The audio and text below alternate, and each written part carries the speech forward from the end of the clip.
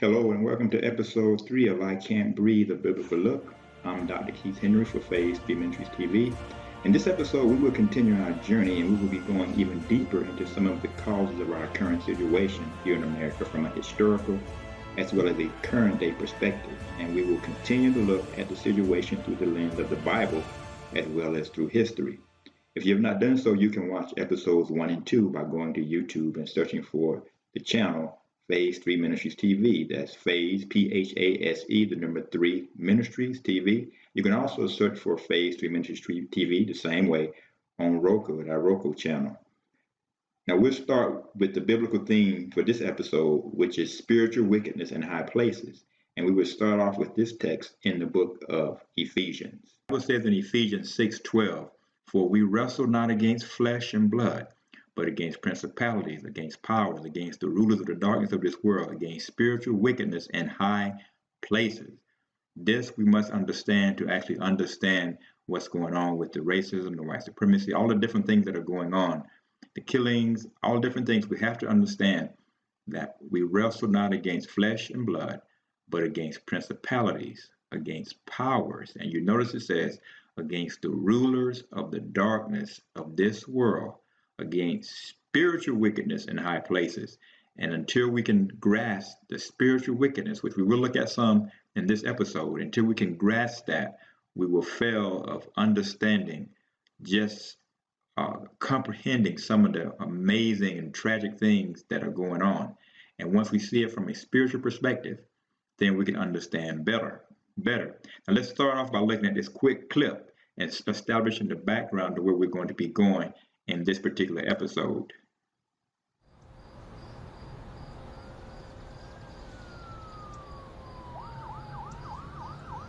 On the evening of June 17, 2015, a stranger walked into an historic black church in Charleston, South Carolina, known as Mother Emanuel. He prayed with the Wednesday night Bible study group for almost an hour. Then, he opened fire. We have 9 victims, and I do believe this was a hate crime. Friends say the 21-year-old high school dropout was a loner, an unabashed racist with a deep hatred for black people. He just said, "I have to do it." He said, "You rape our women and you taking over our country." The massacre in Charleston touched off not only a debate over the Confederate flag, but it touched off a debate all over the country. How did we get here? And why is this happening? It was easy, I guess, to think of that as a singular horror. And it was convenient, I think, to think of it that way. Unless you really wanted to understand how this could happen. And then that meant that you had to get into the history. That's exactly what we have been doing. We've been getting into the history. When we look at what happened at the church, Mother Emanuel, we find that it was not a singular event. It was just a continuation of what has been going on under the influence of white supremacy that we've been talking about, which was the basis of slavery and Jim Crow and the Black Code and some of the other things that we've spoken about in the previous episodes. Now we have to understand, I've said before, I am coming at this from a Christian perspective as I am a Christian.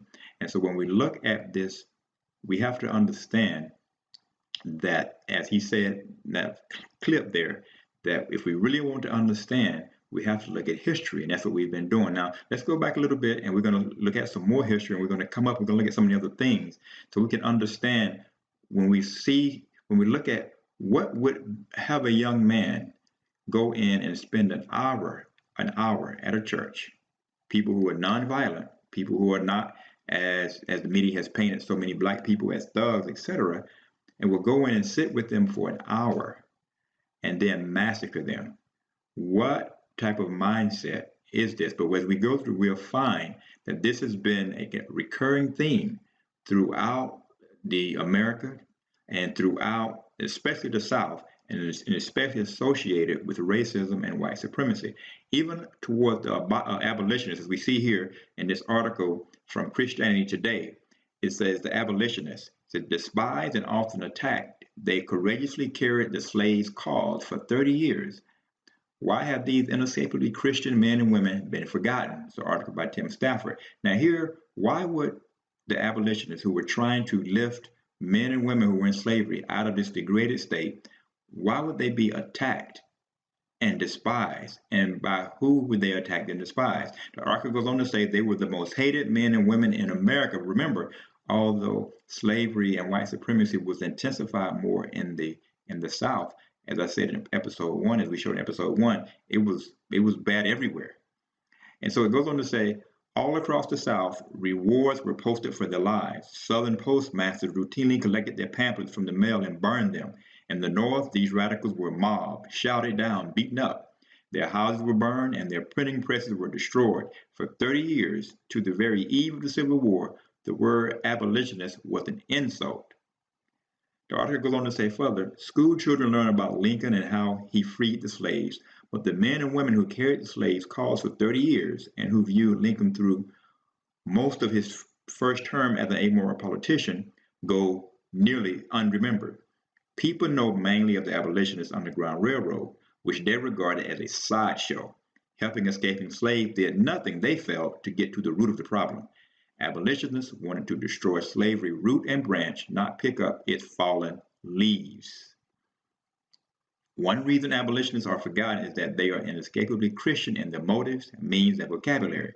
Not that all abolitionists were Orthodox Christians, though a large proportion were, but even those who had left the church drew on unmistakably Christian premises, especially on one crucial point: slavery was sin. Sin could not be solved by political compromise or sociological reform, abolitionists maintained. It required repentance. Otherwise, America would be punished by God. This unpopular message rankled in America that was pushing west, full of self-important virtue as God's darling. It remains an unpopular message today. So think about that. It is the message of the abolitionists back then was similar to the message of abolitionists of the day, if I can use that term. There are those who say we should abolish racism, abolish white supremacy, and this did not bode well. It does not bode well now, nor did it bode well then, because white supremacy and anti-black racism was the very foundation of slavery. And so we have to understand that, and understand, since slavery was sin, then the very foundation of sin, of white supremacy and slavery then would be sin, since race was the very foundation of slavery and white supremacy. And so we have to understand it's first and foremost a spiritual issue. This is why I chose the text to use this time as we go forward, to kind of understand some of the spirit that could bring forth and conjure up the violence that went on, that was manifested by Dylann Roof. But this is not, like I said earlier, this is not new. This is something that has gone on throughout the history of America towards blacks. Now you had those abolitionists like Charles G. Finney. He said, I had made up my mind on the question of slavery and was exceedingly anxious to arouse public attention to the subject. In my prayers and preaching, I so often alluded to slavery and denounced it that a considerable excitement came to exist among the people. He was a Presbyterian minister. Now think about that for a moment. As I said throughout these episodes, how is it that, especially those in the South, those who claim to love Jesus, those who claim to be preaching the gospel of Christ, could not see clearly that slavery and white supremacy was sin? There were those like Finney that could see it. There were many other abolitionists that could see it. There were other ministers and Christians and people who weren't even Christians that could see it. How is it that their mind was so under such dark cloud that many of them in the South could not see it, and many in the North could not see it, but especially in the South? Again, the prophetess, the Adventist prophetess, the Seventh-day Adventist prophetess, Ellen White, who I've quoted before, that she's the most prolific female author in American history. She says the whole system of slavery was originated by Satan, who delights in tyrannizing over human beings. Though he has been successful in degrading and corrupting the black race, many are possessed of decided ability, and if they were blessed with opportunities, they would show more intelligence than do many of their more favorite brethren among the white people. This is proved to be the case. You see, she's like we talked about before, she lived during this time, And you notice she was saying that if they were just given an opportunity, which shows that a phrase that we hear today is white privilege.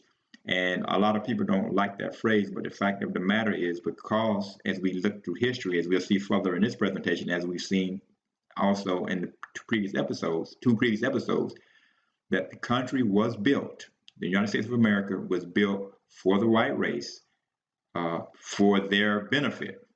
This is not a racist statement, it's just a fact. They've said it themselves. This is why the war was fought, because there was an issue with this. There was some who wanted to keep it this way and some that wanted to change. And as a result, you had the Civil War, as we looked at, that caused over 700,000 lives. So it's a matter of fact. Now, there's an article that came out this month, September the 2nd, and in the New Yorker, under review, it says American Christianity's white supremacy problem. Now, we've talked about this, and this is why I said before, American Christianity, and you've seen me provide documents and articles leading up to this episode. If you haven't seen episode 1 and 2, go back and look at those, where I've referenced ministers and other people and articles that and historical teachers and professors talking about how the American Christianity, especially in the South, is steeped in and involved in white supremacy. And so as a result, you have Christians who have a white supremacy mindset, or professing Christians having a white supremacy mindset. And this particular article in the New Yorker, they cited Frederick Douglass, who himself was a slave, a former slave. And one of the things he said was very interesting. They cite him, and we're going to look at this. He says, early on in narrative of the life of Frederick Douglass, the first of 3 autobiographies Douglass wrote over his lifetime, he recounts what happened, or perhaps more accurately, what didn't happen, after his master, Thomas Auld, became a Christian believer at a Methodist camp meeting. Douglass had harbored the hope that Auld's conversion in August 1832 might lead him to emancipate his slaves, or at least make him more kind and humane. Instead, Douglass writes, if it had any effect on his character, it made him more cruel and hateful in all his ways. Auld was ostentatious about his piety, praying morning, noon, and night, participating in revivals, and opening his home to traveling preachers. But he used his faith as license to inflict pain and suffering upon his slaves. I have seen him tie up a lame young woman and whip her with a heavy cowskin upon her naked shoulders, causing the warm red blood to drip. And in justification of the bloody deed, he would quote this passage of scripture: he that knoweth his master's will and doeth it not shall be beaten with many stripes. Now, as I said before, I've said again, this is part of Satan's plan to make those who say that they're Christians behave like this in a public fashion and bring reproach upon the entire religion. Many, many people, as I've pointed out before, have turned away and gone to other religions. They've gone to Hinduism or Buddhism or Islam or wherever, or gone to no, or become atheists because of this type of mindset, as this man did, claiming he was a Christian, and his Christianity made him worse than he was before he was a Christian. And he involved himself more in white supremacy and cruelty and racism. The article going on to point out further, Frederick Douglass, it says, is so scornful about Christianity in his memoir that he felt the need to append an explanation clarifying that he was not an opponent of our religion. In fact, he argued that what he had written about was not Christianity proper, and labeling it as such would be the boldest of all frauds. Douglass believed that the widest possible difference existed between the slave-holding religion of this land and the pure, peaceable, and impartial Christianity of Christ. And this is what I want to talk about in this episode, is that this Christianity, this American Christianity is being practiced, especially that it was being practiced in the South from slavery days and beforehand, even before, from the time of slavery forward, and them calling themselves Christians, the religion that they're practicing is not Christianity. And we're going to see in this presentation that it's something else. Even though they're calling themselves Christian, and I said before, they're hiding behind the religion of Christianity, but they're not. It's not Christianity they're practicing. And Frederick Douglass, as he pointed out in his memoir, that there's a wide difference between what the slave-holding religion of this land was doing, and the pure, peaceable, and impartial Christianity of Christ. And yet you have those who are holding this particular philosophies and saying that they're Christian. And everybody can see that that's not Christian. But yet they're saying, yes, we're Christian. Now let's watch this next clip. Most of us know that our country fought a civil war in the 1860s. But less is known about what came afterward, the chaotic, exhilarating, and ultimately devastating period known as Reconstruction. If we're looking for the roots of the tragedy at Mother Emanuel, this is where we have to start. The Reconstruction period is one of extraordinary excitement, a time when America could finally become that land of freedom that it had promised to be since the very beginning. Black people actually sat in the House of Representatives and the Senate. Poor whites and black people saw a common cause with one another.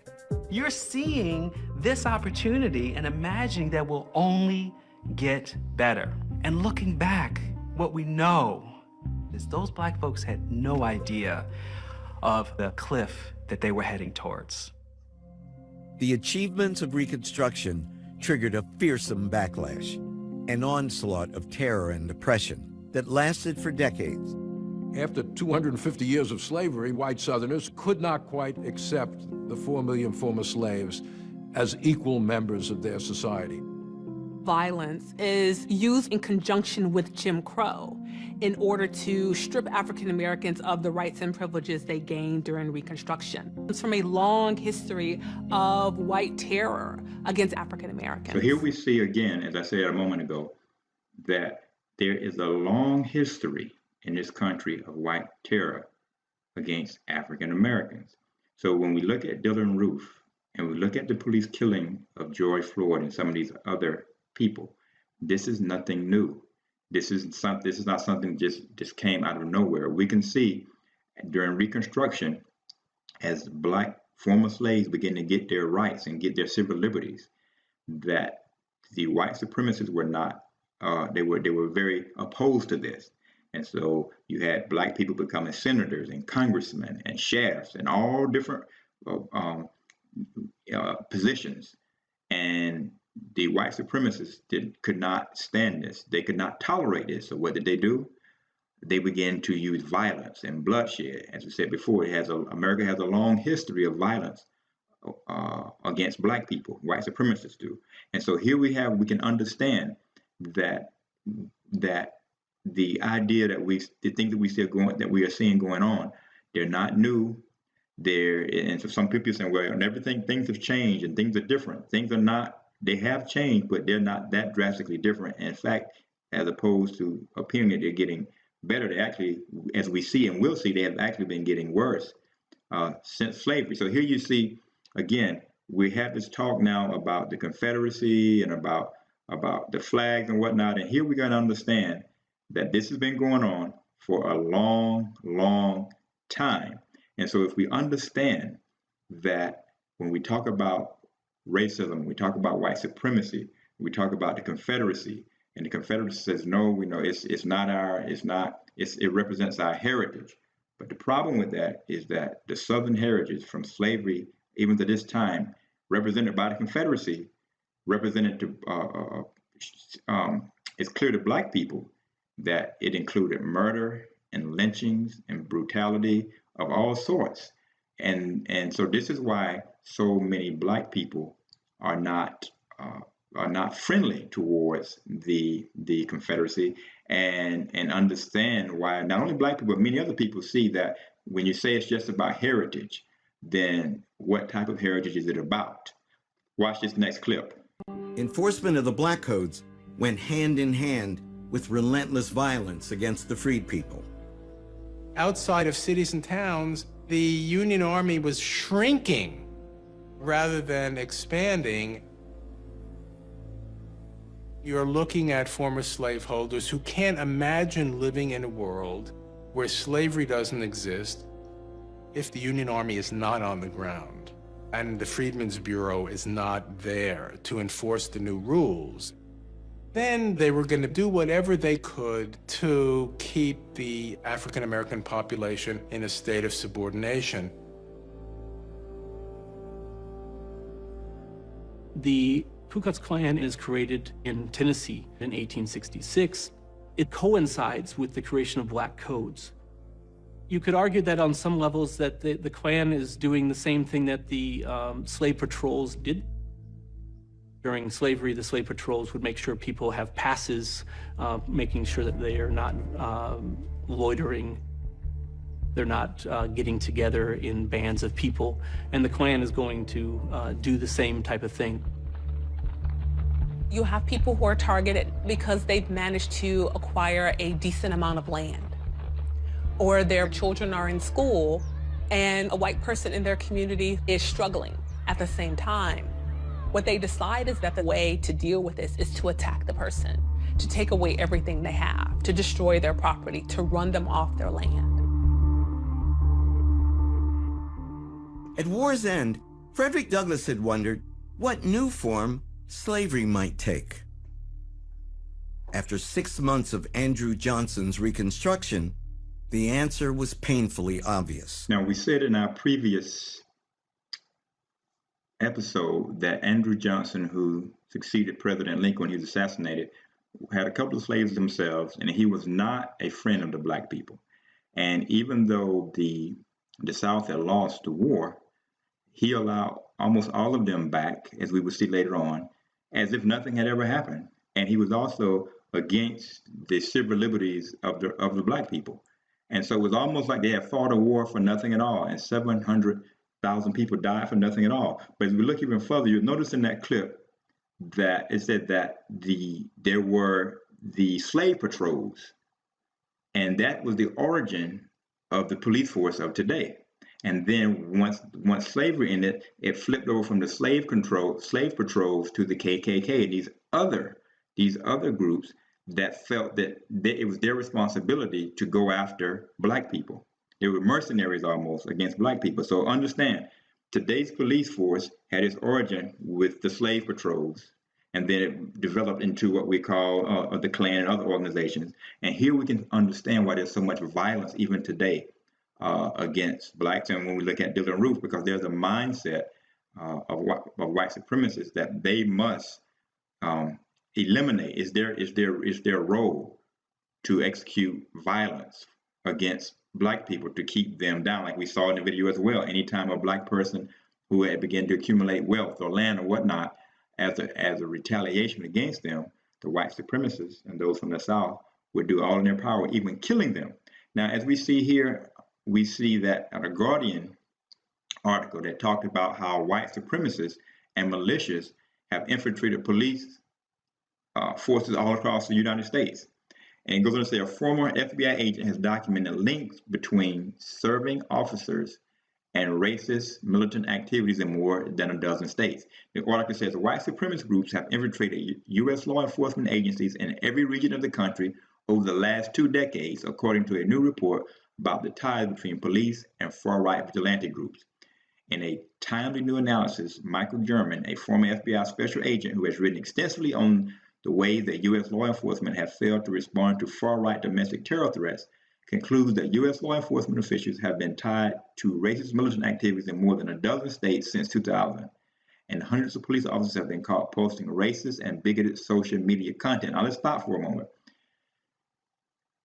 It makes sense that if these officers are white supremacists and they are infiltrated these law enforcement, or they've infiltrated law enforcement, then it makes sense that the killings that we're seeing of unarmed black men and women, and even Hispanics in some cases, but especially against black men and women, it would make perfect sense given the history of the police, how they were started, how they were formed from the very beginning.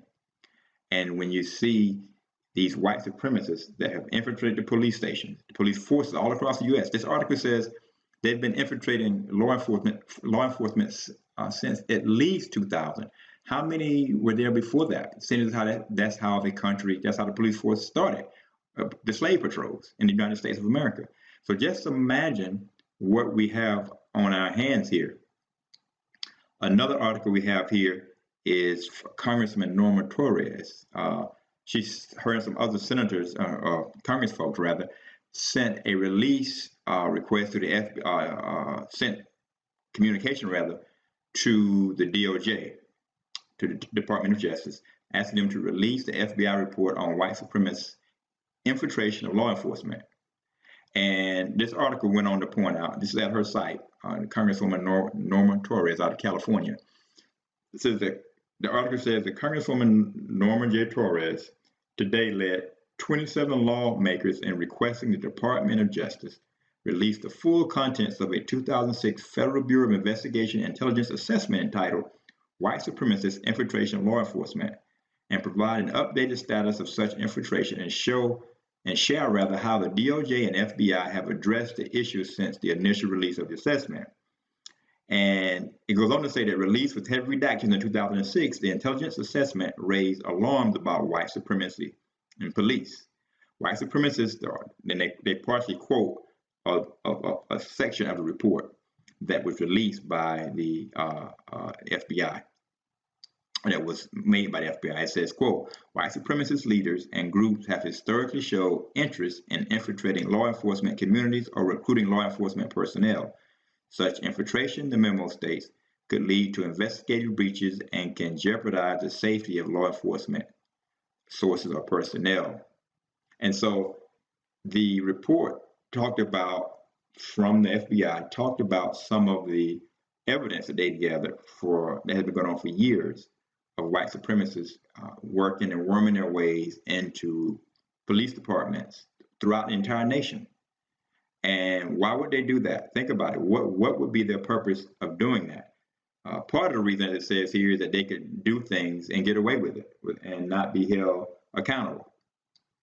Now, in this clip, this gives us even more information and insight on how the slave patrols and today's police have a close tie, or how that's the origin of it, and how we can begin to understand you cannot take a pure thing out of an impure, as the scripture says. And so now we can begin to understand that even to this day, the influence of slavery and Jim Crow and all these things come down to us. And this is what we have to understand from the very beginning. When we looked at this, we said, okay, if we look at the history, we can understand some of the things that are going on now, because you still have a lot of people with the same mindset, and many of them claim to be Christians, which is what we've been talking about a lot through these episodes. In fact, we've even seen some evidence that had not Christians, professing Christians, been on board with slavery the way that they were, it's quite possible that the United States of America would not have seen slavery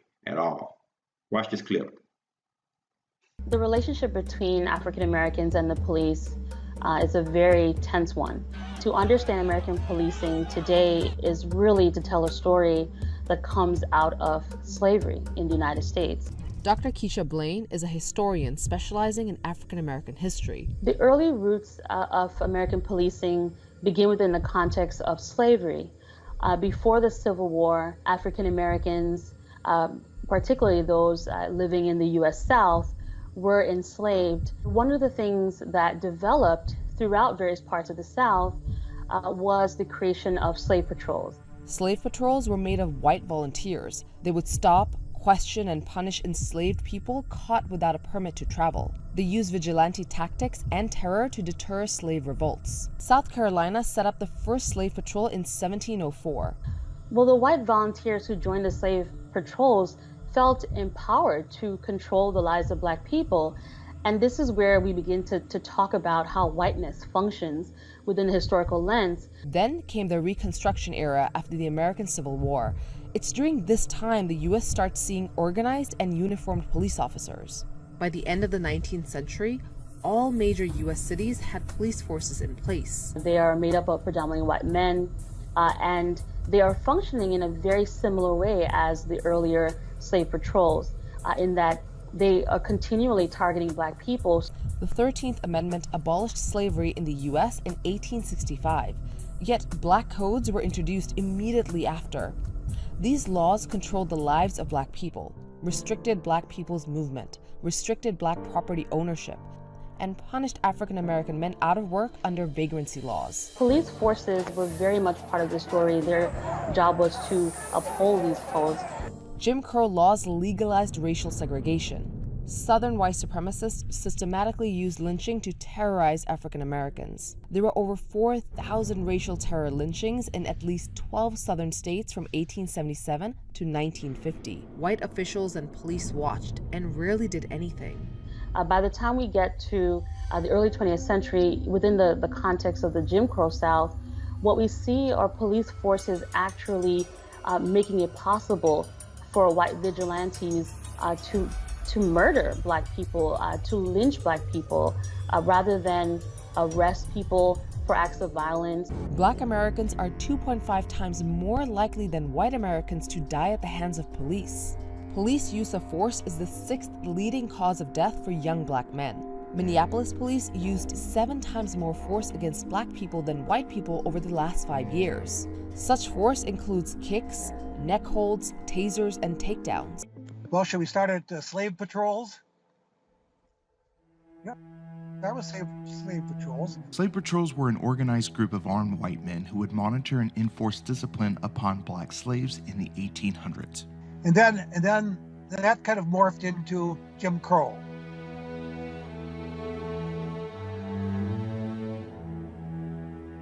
And it was quite obvious about whose side the police were on. I mean, there wasn't any question. If you were a person of color and you had a beef about how a white person or a store owner or somebody who treated you, forget about it. You're going to jail. My name is Chinjirai Kumanika, and I'm an assistant professor in Rutgers Department of Journalism and Media Studies. What you have to understand is that in early America, right, a lot of the wealth was made. I mean, the wealth was basically made by exploiting labor. And so in the South and places where slavery was, the economic system, that meant you're exploiting slave labor. What you see is, from the beginning, these departments have kind of a racist function. I see a lot of people, kind of talking about this, and they'll say, well, our police are broken, but we have to reestablish trust. The question I would say is, okay, but if the police are broken, what year in American history did the police break? If you're talking about reestablishing trust, can you point to the year in American history where there was a foundation of trust between the Black community, for example, and police officers? Here we find in this video clip something very, very interesting. We find that, as that last commenter said, the system is not broken. The system of white supremacy is not broken. The system of policing, as we know it today, is not broken. It's not broken. It's operating the way it was set up to operate. So it's not broken. And so this is what we have to understand, and understand that if it were broken, there would be some point in history where we could look back and say, okay, this is where it changed. And that's one of the things that he was pointing out, saying it's not broken. And as she pointed out in that clip, talked about how they targeted Black people, the slave patrols, they targeted Black people, even the police in the South during the Jim Crow South, they would basically stand by and let vigilantes lynch Black people. They themselves sometimes would participate in it. And so here you have this mindset from slavery still coming over to Jim Crow time, and still coming over throughout the entire history, down, even to now. And so this is why you could have the police enforcing the Black codes. You can have cops involved in the lynchings, and you can see also that there was a, as they pointed out in the video, that the wealth of America was tied into the slave. And so this is what a lot of people don't understand, is that the majority of the wealth that this country has now was built on the back of slave labor. The largest export for a long time was cotton, and so from the South. And so basically that came from, as he said, exploiting slave labor. And so this is what we have to understand, that this white supremacy and idea of suppression, not only is it tied in mainly to spiritual reasons, but it's also tied in to financial reasons and oppression and suppression purposely. As you can see here, PBS NewsHour back in 2016, they carried a story that says the FBI warned of white supremacists and law enforcement 10 years ago. And so in 2006, and they asked the question, has anything changed? And they go on to point out that in the 2006 bulletin, the FBI detailed the threat of white nationalists and skinheads infiltrating police in order to disrupt investigations against fellow members and recruit other supremacists. The bulletin was released during a period of scandal for many law enforcement agencies throughout the country, including a neo-Nazi gang formed by members of the Los Angeles County Sheriff's Department who harassed Black and Latino communities.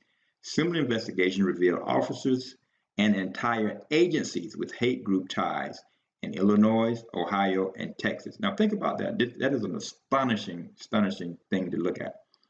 Here we understand that, first off, in Los Angeles, throughout that county, that the Los Angeles County Sheriff's Department, they had a neo-Nazi gang formed by members of the Los Angeles communities. I'm sorry, by the county sheriff department who harassed Black and Latino communities. And then similar investigation revealed officers, not only officers, but entire agencies with hate group ties in Illinois, Ohio, and Texas. And no doubt there were probably many more that we're not being told. And this is one of the reasons I put on the screen previously, where the congresswoman from California, they're requesting, her and 27 other congresspeople are requesting the entire unredacted report from the Department of Justice to find out what else is in that report that we don't know about. But we do know one thing, that this entire system, as I said before, was set up to work just the way that it's working. And this is why we keep hearing all of these killings. This is not to say that there's not some Black people that commit crime. There's some Black people who commit crime. If they legitimately committing a crime, then they should legitimately be prosecuted for it. The same as white people, any other person. But whenever the law is not being applied equally, and when they are being specifically targeted, and the numbers bear it out, as we just saw in the clip before, that Black people are far more likely to be killed or shot or beat than a white person. That's an issue. And so we need to understand that that's the way it was set up to work. And we need to understand that this is what the whole idea of I can't breathe was about. And so George Floyd, Dylan Roof, all of that is not, we shouldn't be surprised. As in the first clip I played, the guy said, if we want to understand Dylan Roof, we have to look at the history. So when we look at the history, we understand that this is something that's been going on from the inception of the country. Now, back then, like I said before, the slaves, the Black slaves, were fighting and fighting and fighting until they got to the point of Reconstruction. And the Republican Party at the time was the party of civil rights. They were the ones that pushing for the Black. The Democrats was the more racist party. Now, you had some racists in the Republican Party as well, but you had a small group that were called the radicals that were in the Republican Party who pushed and pushed and pushed and pushed for to help Black people get their civil liberties. And Black people came out and they fought. Blood was shed. And this is one of the things you have to understand. Had it not been for the total pushing and fighting by Blacks and by those white people who were not racist, a lot of the Republican Party, those in the Republican Party back then is different from the views of the Republican Party today. They fought and they pushed. And as a result of that, they were able to get the 13th, 14th, and 15th Amendment passed. And so this is these laws, and also, as we'll see in this clip, they also got the first Civil Rights Act passed in the United States history. And so this is one of the reasons why Black people often are not happy with sometimes other immigrants who come and don't realize that they would not even be able to come here had it not been for the bloodshed and the blood, sweat, and tears and the total pushing and pushing and pushing to be able to get the civil liberties that they get now. Let's watch this clip. In December 1865, the 39th Congress, the first since the end of the Civil War, convened in Washington.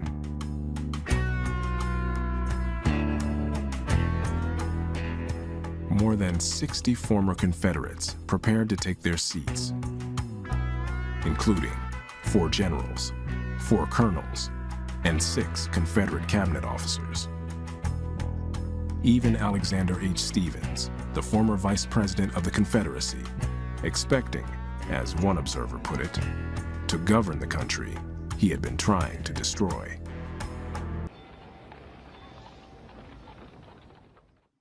Thaddeus Stevens, the passionately impatient Republican congressman, had been forced to wait on the sidelines for months, watching powerlessly as Andrew Johnson raced to implement his version of Reconstruction before Congress reconvened. The president declared that the former Confederate states had met his terms, so their representatives were in Washington, ready to take their seats in Congress as members of the Union once again. Stevens thought this was outrageous. When the states met to elect new congressional delegations, they elected to Congress the Vice President of the Confederacy, 4 Confederate generals, 6 members of the Confederate cabinet, many Confederate congressmen. It is, by its very nature, defiant for Southern white former Confederate officers to head to Congress right after the war. On the other hand, they never believed the war was about fundamentally restructuring their economic and political hierarchy. The idea that if you served or if you had slaves at one point, that now you are politically disenfranchised never was in the kind of Southern white imagination during that period of time. Once the Southern delegates were seated in Congress, they'd represent their home states back in the Union again. Either they were going to be admitted, and that was going to be the end, and Reconstruction would have been over at that point, or they weren't. As a leader of the House Republicans, Stevens found the prospect appalling.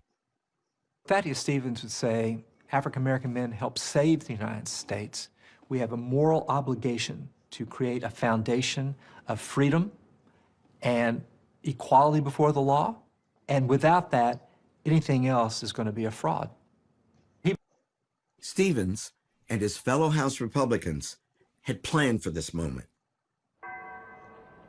At the stroke of noon, when the 39th Congress opened, they set those plans in motion. The clerk began to read the roll of the members of Congress, and he skipped over the representatives from the southern states. As it becomes clear that they're not going to call upon any rebel state congressman, Democrats start to jump up and to scream, "This is revolution." In fact, they were right. It was a revolution. Each House of Congress has the power to exclude those it finds unfit. If the clerk fails to call your name, you're not a member of Congress. Not a single name from the rebel states did the clerk call that day. This Republican-dominated Congress turned its attention to a pioneering Civil Rights Act, which they passed over President Johnson's veto in April 1866.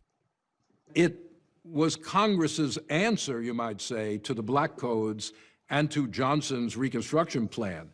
It established the principle of birthright citizenship. Anyone born in the country is a citizen. Why do they do this? Because they know that Southern states are looking for ways to define ex-slaves as not citizens. Part of what the Civil Rights Act of 1866 is doing is pushing away the prospect that people can be, as had been true for Native Americans, that people can be physically removed from the nation. While Republicans were gaining the upper hand in Washington, a more brutal struggle was being waged throughout the South. The white South begins to realize that there's no real possibility of fighting the North, but they can win the struggle on the ground, at home, over the people that they're really worried about.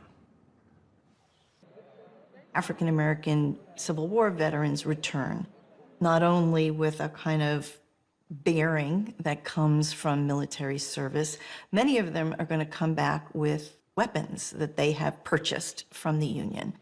They're going to march through the streets of their cities, they're going to create militias, and they will meet white Southerners for whom this is a real overturning of the old order.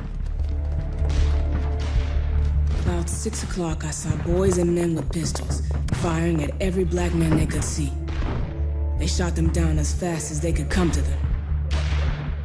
How many did you see shot down? The first was killed by John Pendergrass. He keeps a grocery by my house. I was looking right at him when he shot that man. One of the things that I think is frightening about the violence is that many people do know the people who are perpetuating this violence against them. They can name them.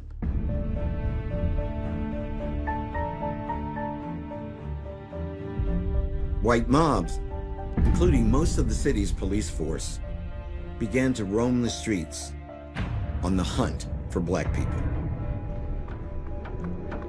At night, they barred up all the doors, then surrounded the houses and told the folks to stay in there. Is that what they told you? Yes, sir. But old man Pendergrass and his sons set them on fire. When the fire got very hot, I saw men, women, and children break out and run. They shot at them as fast as they could while they were running. The freed people are sort of beyond the law. And so there's an incredible amount of casual violence. Since the end of the war, black political conventions had been taking place across the South. The central issue was black suffrage. In New Orleans, hundreds of black men declared they were ready to fight for the right to vote. Militant whites in the city vowed to stamp out black agitators and radical Republicans. President Johnson dismissed the growing signs of trouble. At midday on July 30th, 1866, New Orleans exploded. At the state convention, a mob attacked white radical Republican delegates and their black supporters. The Republicans were chased out of the convention hall and shot down. Black men were murdered in the streets.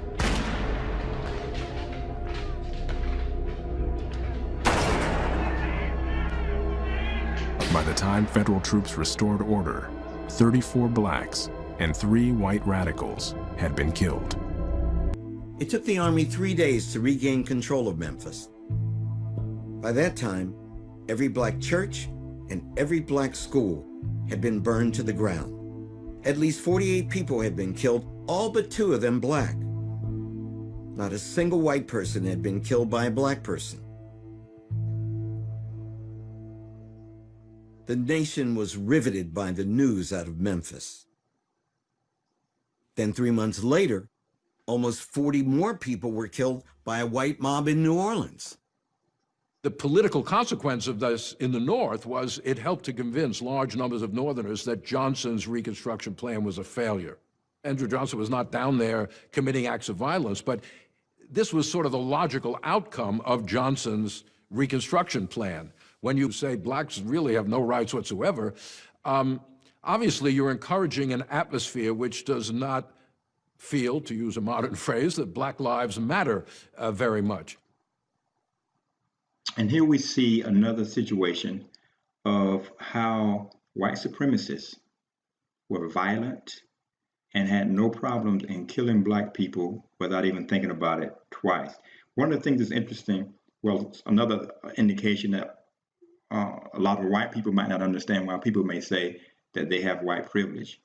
Think about in the beginning of the video, we found that it talked about how after the war was over, and of course, Andrew Johnson had given the Confederates, allowed them back in, and many of them who had been trying to overthrow the country, like 6 Confederate cabinet officers came back, generals came back, and they were elected from their states to come back to the U.S. Senate, and the U.S. Congress, I'm sorry, and to serve in the U.S. Congress.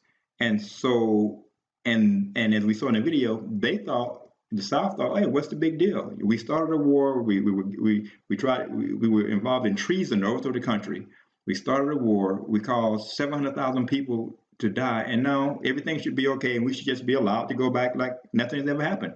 And as we saw in the video, it never said in their mind that anything was wrong with it. That is the concept of white privilege. To think that we can do what we want, we can, and nothing can happen. Where if a black person does the smallest thing, we will kill them. They deserve to die. And this is why people say that white privilege has come down. And a lot of white people don't understand that. Some do, but we need to understand that if we look at this from a spiritual perspective, it's not hard to see injustice. It's not hard to see unfairness. It's not hard to see things that are not right. And when we understand, and as a Christian, we understand when you have the mind of Christ. And we also pointed out, as we saw in that video, pointed out how Thaddeus Stevens, who was a Republican, he talked about how black men who had actually helped save the country should be able to have these rights.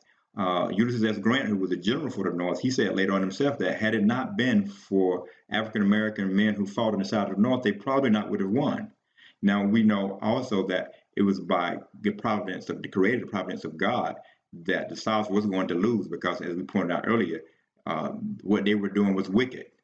It was sinful. And so you cannot do something that's sinful and expect to ultimately win. But yet at the same time, by God's providence, those black men who fought on the side of the North were the deciding factor to help save the country. And also we saw that the 1866, the first Civil Rights Act was passed, and it gave people birthright citizenship. So that's why I said earlier, a lot of they call foundational American blacks or descendants of American slaves, they sometimes they feel offended because many times immigrants come and their children are born here, and then they look down upon the blacks who helped build the nation as if they should be second-class citizens when they would not even have the civil liberties that they do have had it not been for their fighting to save the country and even have the opportunity that the wealth, because the wealth of the country was actually built on the black backs of the African slaves. And so if we think about it, we see that the white supremacists always resulted to violence and bloodshed. We saw how they went about looking for black people to kill, to shoot down in the streets. We see how they went and both in Louisiana and in Tennessee, and they caused a problem. And then we also saw how in Tennessee they burned down every black school, every black church, burned it to the ground. And we hear these days, we hear them talking about, the people are rioting and whatnot and going on. But I mean, this was amazing that they would do these things in the history. It's in the history. And yet nothing is ever said about this by those who have the mindset of white supremacists. And even those who are now just white supremacists outright, they tend to downplay those types of things, while at the same time criticizing those who protest and riot now. Now, I'm not giving my voice to violent protests, but the question is, if we take responsibility for the white supremacist elements that still exist in our society, and yet when we look at the history and see how many of the things that have been done to get political power were done on the wrong side by doing things like we just saw were done, by going out and rioting and burning down the churches and everything of black people, just burning it to the ground. Anytime they would get wealth, kill them and take it. And this is a satanic mindset. As you see how they would lock the black people in the house and set them on fire. When they would run out, they would shoot them down dead. That is satanic, sadistic mindset of the white supremacist theology and mindset. But there's a reason for that.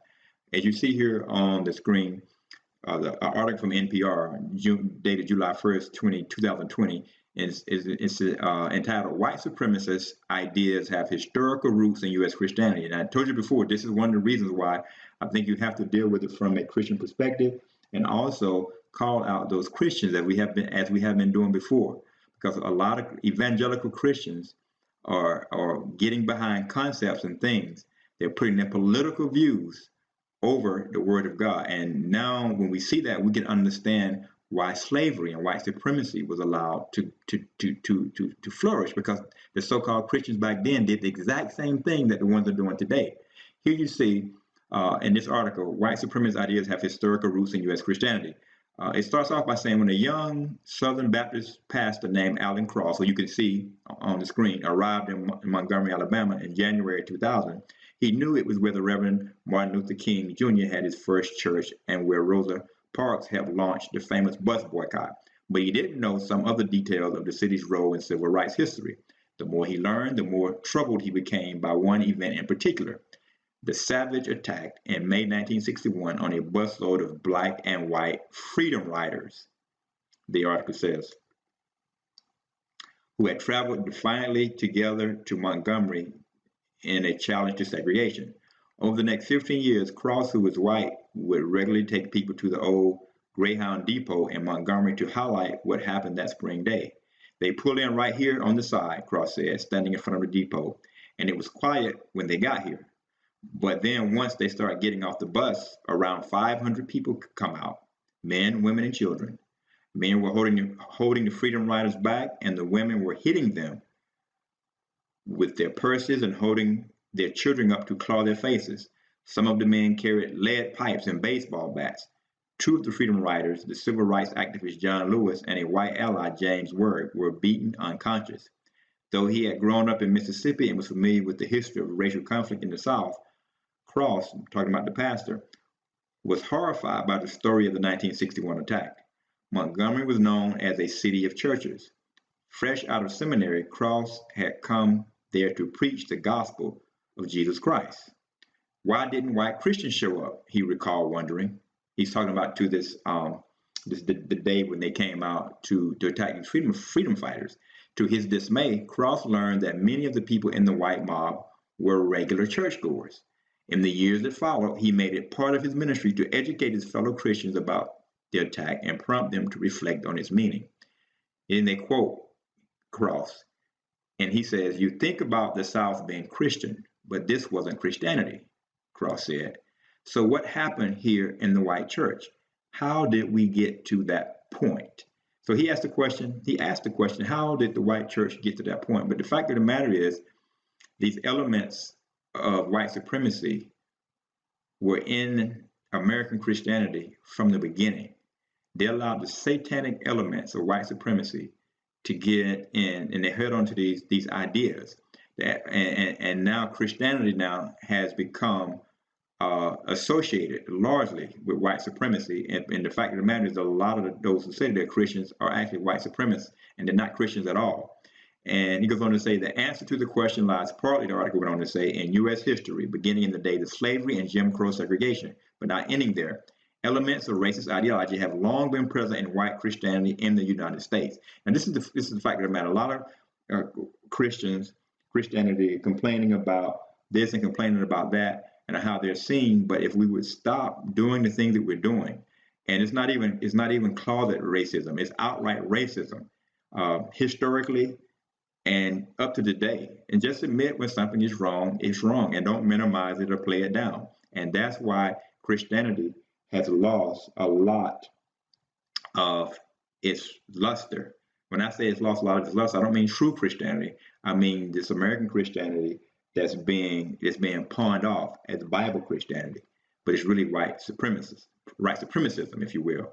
The article went on to say further, less than 3 weeks after the 1961 attack on the Freedom Riders, Montgomery's most prominent pastor, Henry Lyon Jr., gave a fiery speech before the local White Citizens Council, denouncing the civil rights protesters and the cause of which they were beaten from a, quote, Christian perspective. So here you have the most prominent minister there after this beating, after this attack on the Freedom Riders. And he gives a fiery speech, basically vindicating why it was okay from a Christian perspective to do what they did to these people. And this is what he said, in part. Ladies and gentlemen, for 15 years, I have had the privilege of being a pastor of a white Baptist church in this city. If we stand 100 years from now, it will still be a white church. I am a believer in the separation of the races, and I am nonetheless a Christian. And it says the crowd applauded. So here he is preaching. He's the most prominent pastor there. He's preaching to a crowd that is in the same boat as he is. They believe like he believes. So here you have Christians who hold the Bible in their hands, who say that they love Jesus, who say that Jesus died for all men, and yet they're looking at a class of people differently than they see themselves.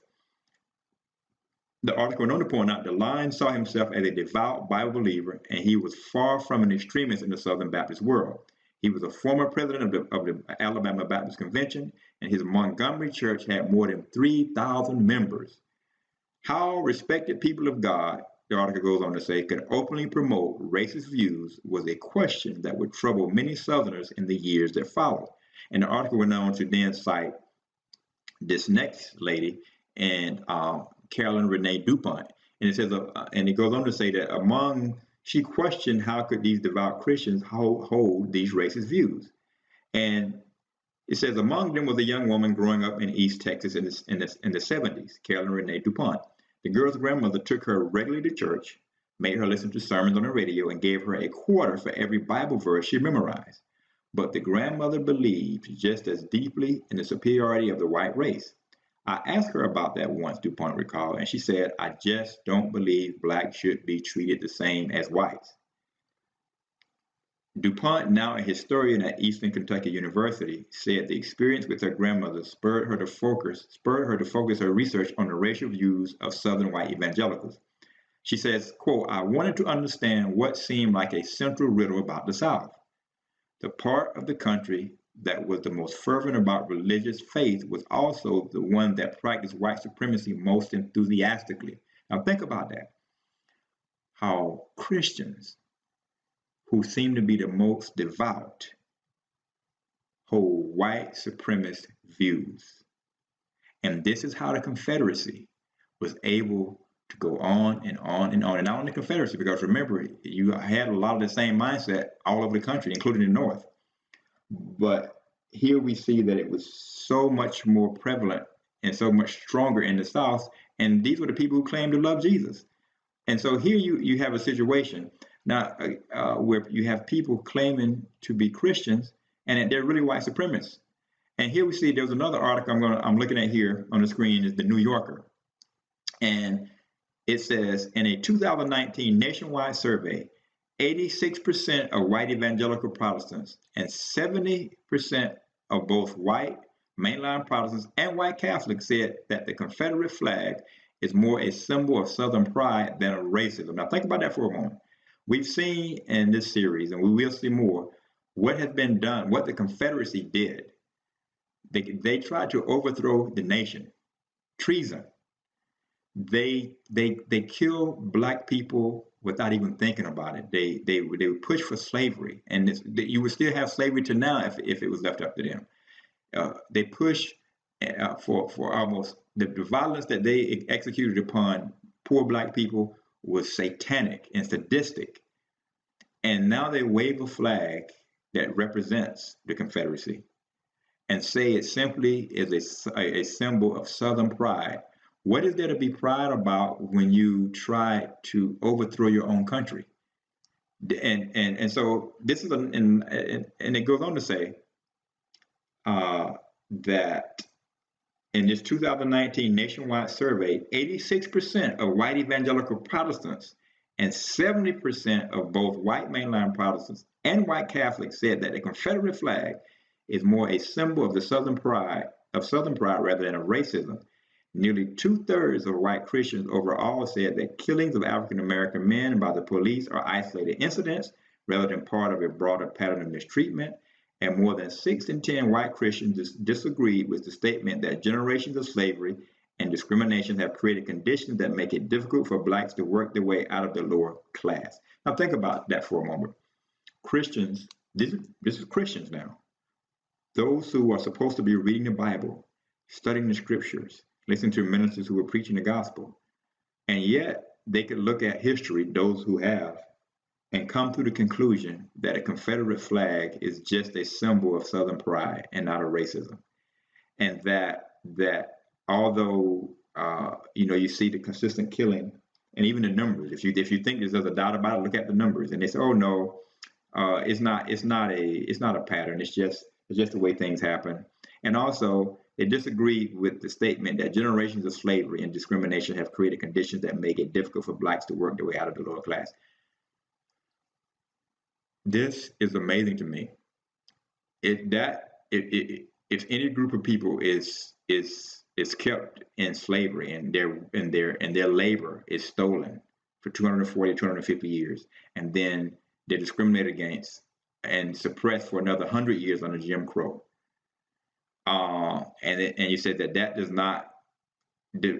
not end up making it more difficult for you to work your way out when you have no wealth, and everyone else, while you have not had the wealth, they've been accumulating wealth and passing that wealth down to their offspring, and then passing that wealth to their offspring, and then that wealth is used to create businesses and buy land, et cetera, et cetera, et cetera, and to establish power. How can it not be that now a condition of things have been created that make it difficult for blacks to work their way out of the lower class? And so this is, again, where white supremacy is being elevated even above basic Christian principles and Bible values.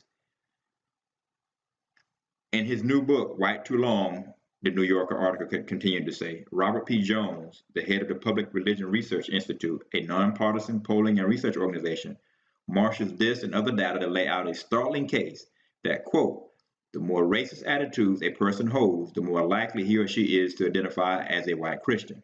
The correlation is just as pronounced among white evangelical Protestants as it is among white mainline Protestants and white Catholics, and stands in stark contrast to the attitudes of religiously unaffiliated whites. Jones' findings make for some wrenching inferences. The article went on to say, if you were recruiting for a white supremacist cause on a Sunday morning, you would likely have more success hanging out in the parking lot of an average white Christian church, evangelical Protestant, mainline Protestant, or Catholic, than approaching whites sitting out services at the local coffee shop, he writes. So here you have where the research is showing that people who make no claim to know Jesus Christ, make no claim to understand the Bible, make no claim to want to have a love for souls, are just on basic data, are more likely not to hold white supremacist views than those who go to church. And you know, I'm not surprised at this because I myself grew up in the South, and this would be a hard thing to understand had I not grown up in the South. But having grown up in the South, I totally can understand and know that this is true, to where a lot of white Christians hold some views, and not all of them. So don't get me wrong, I'm not saying that, as I've said in previous episodes, not all white people are racist. Not all white people are white supremacists. A lot of them are not. But you have a lot that are. And as I've said before, if you didn't have so many that were, you would not have had things go on so long to such a great extent that it has gone on. You have to have a lot of people to hold certain views and for something to have so much power and influence in a nation, even to this day, as you can see from the research done here. So now it goes back to Dylann Roof as we started. Think about his mindset, and think about what these Christians, they say, oh, you know, the Confederate flag is just, you know, it's a symbol, it represents Southern pride. Yeah, as I said earlier, pride that tried to overthrow the nation, treason. And so this is an article from The Hill in 2019. And it kind of encapsulates what we've been talking about here. And it says, Haley, Dylann Roof hijacked the Confederate flag. Now she was the former U.S. ambassador to the United Nations and also the South Carolina governor. And she says in this 2019 article that Dylann Roof, who shot and killed the 9 Black Americans in a Charleston church in 2015, quote, hijacked the meaning of the Confederate flag. So he says he hijacked it. Now, that's not consistent with history. The Confederate flag that they have now looks a little bit different, but it still represents the Confederacy. It represents what they did, what they tried to do, and what their mindset represents. That's what it represents. He didn't hijack it. They did not like black people. It's in their paperwork, it's in their writings. They fought a war to hold black people in slavery, and they believed that black people are inferior. So he did not hijack it, and he said, as we saw earlier, that he had a deep hatred for black people. So she goes on to say, the article went on to say, rather, here's this guy, quoting Nikki Haley, that comes out with his manifesto holding the Confederate flag and had just hijacked everything that people thought of, Haley said on the Glenn Beck podcast Thursday. People saw it as service and sacrifice and heritage, but once he did that, there was no way to overcome it, she added. Haley's comments stand in contrast to what she said regarding the Confederate flag in the aftermath of the shooting, when she supported its removal from the South Carolina State House. Quote, she said, I think the more important part is it should never have been there. Haley, who was governor at the time, told CNN in 2015. So in 2015, when everything was going on, when he shot those people in cold blood after spending an hour with them in Bible study, shot them down dead, 9 people. And in 2015, she said it never should have even been there. And yet in 2019, she said, oh, he hijacked the meaning. For these people, it means this and it means that. Here we go again. This is the mindset of white supremacy. This is the mindset. And remember, some people are complicit in white supremacy. They themselves might say, well, I'm not white supremacy, but if you go along with the principles of it, then you're complicit in white supremacy, and you're just as responsible if you're in a position to use your influence to do something against it. Here we have the Washington Post, and this is an article entitled, Worshipping the Confederacy is About White Supremacy. Even the Nazis thought so. And it's an article by Nina Silber in August 17, 2017. And it goes on to talk about how the Nazis recognized that the South believed like they believed, and that the Confederacy believed like they believed. So how is it that the so-called Christians in the South, and even those who are not Christians, pretend that they have something drastically different than what the Nazis were doing? This article points out the Nazi order praised the Old South, seeing in Dixie a society that exalted white leadership and kept African Americans on the lowest rung of the social order. Recognizing this, civil rights activists have worked for over 80 years to expose the links. Revealing the deep connections between Nazi and Confederate beliefs became essential to proving that Southern racial practices were, in fact, clearly antithetical to American values like democracy and equality. Nazis themselves saw a clear line from their own beliefs to those of the antebellum South. So think about it. Even the Nazis can see the connection. And many of those in the South who are white supremacists, they see the connections too. And some of them who try and deny the connection, they do so simply because of personal relations. But it's clear to anyone who wants to see. And this is one of the things that I don't understand, how so many Christians, especially white Christians, don't see. They make arguments that are clearly white supremacists, that are clearly contrary to the Bible, to the justice and mercy and grace of God, and yet they find a way to justify it. The article goes on to say here, although Hitler took a decidedly negative view of the United States, he believed a Confederate victory would have set the country on a proper course. Quote, the beginnings of a great new social order based on the principle of slavery and inequality, he explained in 1933 to a fellow Nazi leader, were destroyed when the South lost the Civil War. It also destroyed the possibility that a truly great America ruled by a real herring class might have emerged, casting aside all the falsities of liberty and equality. So you notice what Hitler said. He said the beginnings of a great new social order based on the principle of slavery and inequality would have been set up here. So the Nazi doctrine and mindset is the same as the Confederate mindset. And so here you have, interesting, and even the Nazis, even the chief Nazi himself, Hitler, recognized that. Now, but what was the Nazi program based on? And here, as I said earlier, we have to look at this as a spiritual, we have to have a spiritual understanding when we look at this. And so the Nazi philosophy was not just based on human philosophy. And in like manner, the Confederacy is not just based on human philosophy. There's something there's much more to it than we think. And I would tell you that it's based on the occult. And this is one of the reasons why they were able to be so violent and so sadistic to the slaves, to shoot down those who were fighting for their liberties, to shoot them down in the street, to burn them in homes, and if they run out, shoot them down, to do all these things all this time, and to be unmoved with mercy or compassion, because they are actually practicing a religion, an occult-based religion, and they're calling it Christianity, because it's the same religion that the Nazis practiced, essentially. Let's watch this clip. Hitler's revolt against the intellect is to be enshrined in a new religion, a religion devoted to the mysteries of blood and race. The old beliefs will be brought back to honor again, Hitler declares. The whole secret knowledge of nature, of the divine, of the shapeless, the daemonic. We will wash off the Christian veneer and bring out a religion peculiar to our race.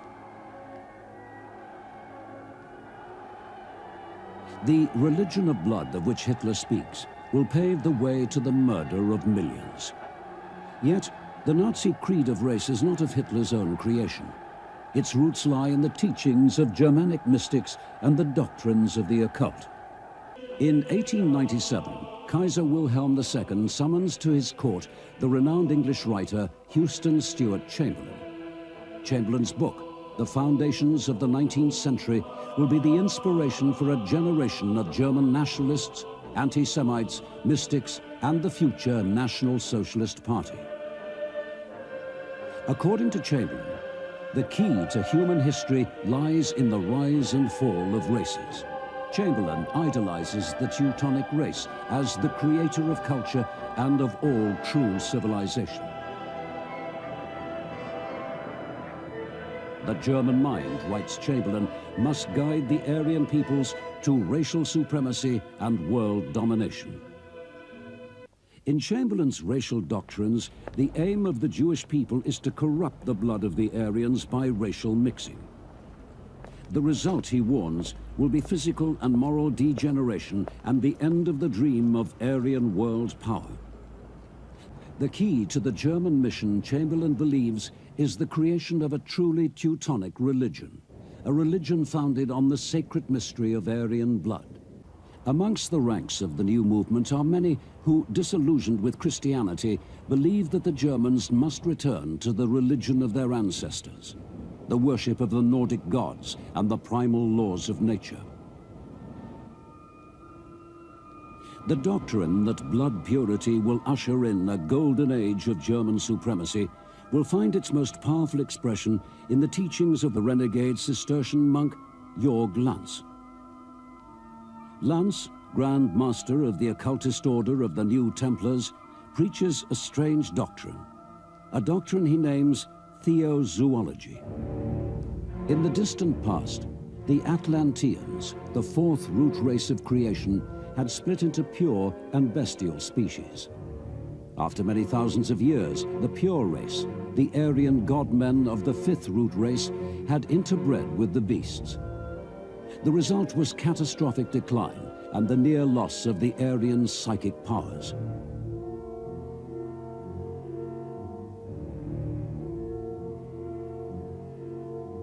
Lanz believes that the ancient Germanic tribes had, by imposing strict race laws, purified their blood, retrieving traces of the Aryans' divine nature. Those laws, Lanz teaches, had been destroyed by Christianity and must be revived. The result, over many generations, would be the breeding of a superior type of human, a God-man, destined to rule the world.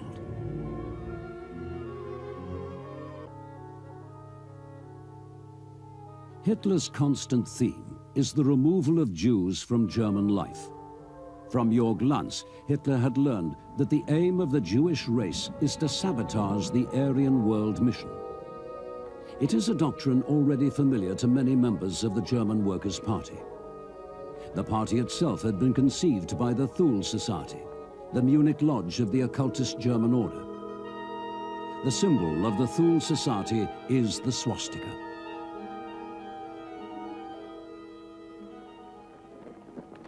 The party, renamed the National Socialist German Workers' Party, has yet to develop a fully fledged ideology. The molding of Hitler's racial beliefs into a coherent and all-embracing worldview will result from his close friendship with three men. Alfred Rosenberg, disciple of Houston Stewart Chamberlain. Dietrich Eckart, intimate associate of the Thule Society. And Rudolf Hess, future Deputy Führer of the Nazi Party. All are convinced mystics. So here we have a clear indication that the Nazis were involved deeply in the occult. And you notice how they talked about strict race laws to purify their blood, and there need to be separations of the races so that they can purify their blood and worship and become a godlike man. And so here you see the same concepts of so-called racial purity and racial superiority and those being inferior. The same way they talked about the Jews, they demonized the Jews over in Germany back then, and we see what ended up happening with that. And so the same way in America, the Confederacy demonized the blacks, or not only the Confederacy in the beginning, but the entire country. But as time went on, by God's mercy, things began to change. But the Confederacy wanted to hold on to this. And if you look at what they teach and their mindset, it's very, very similar to what the Nazis taught.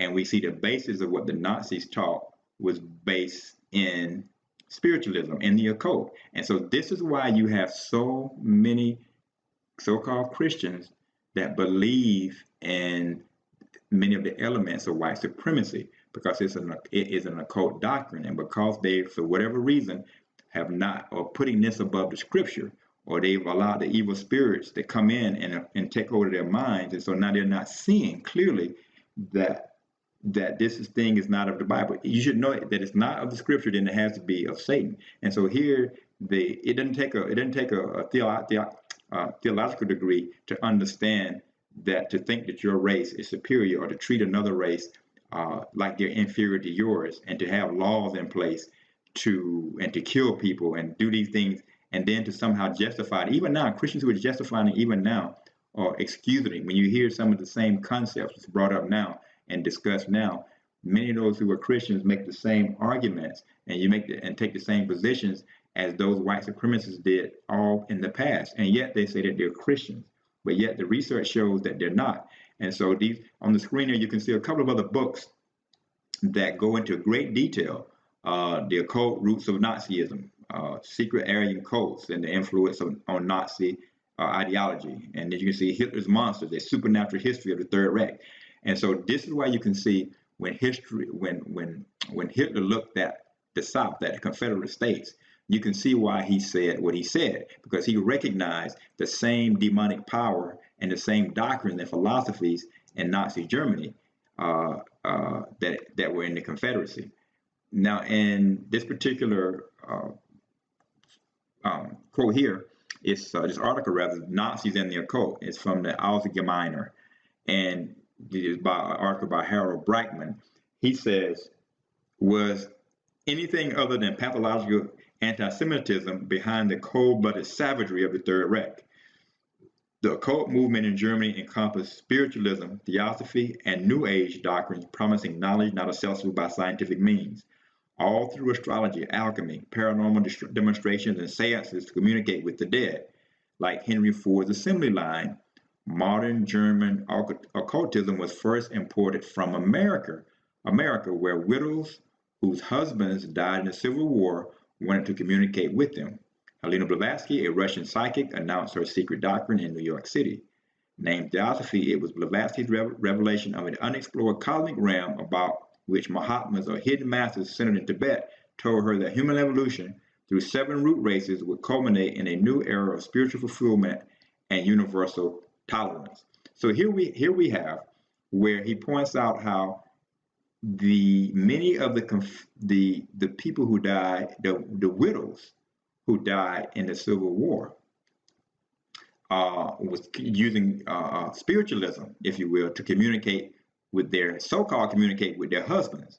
And the article is going to point out how, like Henry Ford's assembly line, modern German occultism was first imported from America, where widows whose husbands died in the Civil War wanted to communicate with them. So here you see that these philosophies actually that made it to Germany, they actually originated for those people who were in the occult or using occult practices to communicate, to so-called communicate with the dead. So here again, you see that it was not Christianity that they were practicing. And many people now in the Christian churches, because of the influence of this occult-based philosophy, have put themselves outside of basic Bible doctrine, and they believe things that they ought not to believe.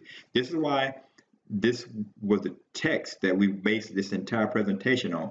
For we wrestle not against flesh and blood, but against principalities, against powers, against the rulers of the darkness of this world, against spiritual wickedness in high places. So you see, people need to understand that although this entire situation is being played out on the physical level, it has its origin on the spiritual level. So this is not to give those a pass who are participating in these things, because they choose. If they choose to believe things and to carry out certain practices such as racism and white supremacy, they are responsible. But I'm just trying to point out to show that they're getting their power from the dark side. And so God tells us we need to get our power from the light side. And then he puts it in the scripture that we can understand that we wrestle not just against flesh and blood, but against principalities, against powers, against the rulers of the darkness of this world, against spiritual wickedness in high places. So understand, when he talked about them communicating with the dead and going over to the dark side, they're not really talking to dead people. Understand that. And this is why we just read in the Bible that you're dealing with spiritual wickedness in high places. How do we know they're not talking to the dead? How do we know they're talking to evil spirits? Because the Bible says, for the living know that they shall die, but the dead know not anything, neither have they any more reward, for the memory of them is forgotten. Goes on to say in Ecclesiastes 9:10, whatsoever thy hand findeth to do, do it with thy might. For there is no work, nor device, nor knowledge, nor wisdom in the grave whither thou goest. So what it's saying is, while you're alive, whatever your work is, whatever you're doing, do with all thy might, because there's coming a day that you're going to die. And when you die, there in the grave, there's no work, there's no device, there's no knowledge, there's no wisdom in the grave. So we need to understand that those people who are dead, when they say, okay, they're communicating with the dead, etc., they're not communicating with the dead. And so, again, in the book of Acts, verses 29 and 34, it says, men and brethren, let me freely speak. This is Peter speaking, the Apostle Peter, talking to his brethren. He says, men and brethren, let me freely speak unto you of the patriarch David, that he is both dead and buried, and the sepulchre is with us to this day. For David is not ascended into the heavens. So again, this idea that the dead or they've died and they're going up to heaven, and that even in the Christian churches, and that even in the Nazis were communicating and with the dead, and so-called that the widows of the Confederate soldiers or the Union soldiers were communicating with the dead. They're not communicating with the dead. Because again, we see here, even David, Peter said, listen, David is still with us. He's dead and buried. He has not ascended into the heavens. So even David, a man after God's own heart, is not in heaven yet. He will be, by God's grace, on the resurrection day. And so why then? God says, listen, there should not be found among you, talking about his people, anyone that maketh his son or his daughter to pass through the fire. That was those people who it was a part of the occult, of practicing witchcraft and magic. And all of these things that we're reading here in this particular quote, Deuteronomy 18, verses 10 through 12, tie into that. He said, there should not be found among you anyone that maketh his son or his daughter to pass through the fire, or that uses divination, or an observer of times, or an enchanter, or a witch. Now, though all those things are involved with the occult, the observer, people talk about horoscopes, and I'm going to do this, I'm going to do that, or a person who an enchanter who so-called communicates with the dead, which is a necromancer, or an enchanter, or a witch, or a charmer, or a consorter with familiar spirits. There we go. So remember, this is what the Nazis were doing. This is what many in the South were doing, and also in the North, they were communicating with so-called dead spirits. For all that do these things are an abomination unto the Lord. And so think about that. The South, who Christians now, who somehow subscribe to this ideology, are actually subscribing. They're actually subscribing to an occult-based theology, and this is what makes them white supremacists while claiming that they're Christians. We need to understand that God has no part. He has no interest, nothing to do with any type of racism. Even if you say, well, I'm not really racist or whatnot, if you, to this day, right now, so many Christians, as we've seen in this presentation, white Christians who say, oh, well, you know, the flag, the Confederate flag is just represents our history, our culture, our heritage. It's true, a racial history, a racist culture, a history where you tried to overthrow the country. In my opinion, in my humble opinion, I think the same way that the Nazi flag is illegal in Germany, I think the Confederate flag should be illegal here in the United States of America. Because if it were left up to them, the United States of America would cease to exist. It was treason. And think about it again. And I don't know of any other uprising like that in history where those who were behind the treason were not hung or executed or whatnot, but here. And so think about that as we prepare for our next episodes. Just go back and watch episode 1 and episode 2. Go back and watch this again.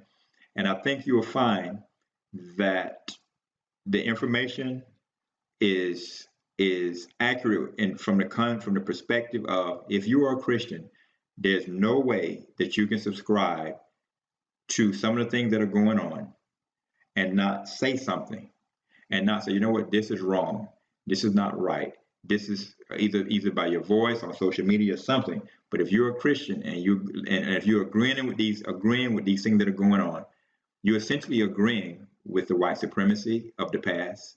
You're essentially agreeing with the wrongs of the past. You're essentially, as Jesus said, he told the people in his day, say, you know what? Because you reject me, you're guilty of all of the blood of the prophets that come before me. Because if you would do the same thing to them, if you were back there that were done to them in the past. So it's the same thing. If you essentially go along with what has been done, you agree with it or you minimize it or you say, well, it's not a big deal, or you are essentially saying it was okay. And what you're showing is that if you had been alive back then, you would have went along and participated in the same things that the slaveholders did. Thank you for joining me in this episode. Episode 4 will follow up soon by God's grace. Again, watch this and watch it again. And all the best. Share it with your friends, etc. Take care.